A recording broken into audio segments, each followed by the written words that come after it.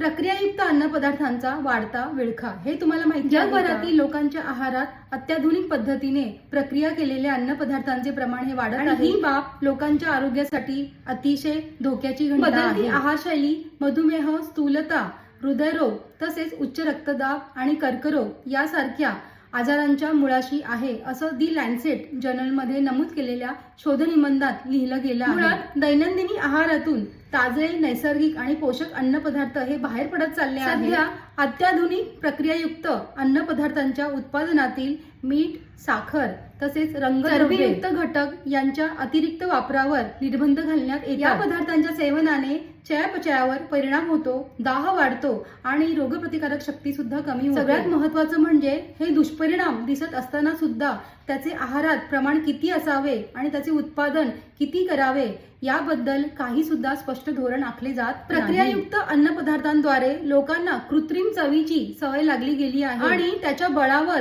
आहारशैलीच बदलली जात आहे. त्यासाठी आरोग्यदायी पर्यायांची उपलब्धता वाढविणे आणि धोरण आखणे हेच यावरील उत्तर. मी तर म्हणेन हेच या वाढत्या आरोग्य संकटावरील उत्तर आहे.